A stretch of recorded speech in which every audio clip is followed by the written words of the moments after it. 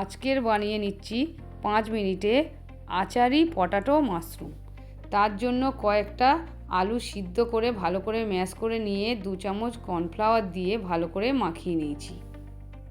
তারপর গোল গোল করে বোতলের মুখ দিয়ে মাশরুমের শেপ করে নিয়ে গরম জলে নুন আর তেল দিয়ে সব সিদ্ধ করে নিয়েছি।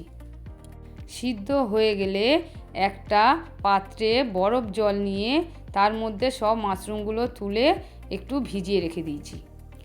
এবার একটা কাঁচের বোল নিয়ে তার মধ্যে সাদা তিল, soya sauce, chilli sauce, tomato sauce, Kashmiri লঙ্কার গুঁড়ো, নুন, জিরে গুঁড়ো দিয়ে একটু গরম তেল দিয়ে ভালো করে মিক্স করে নিয়েছি।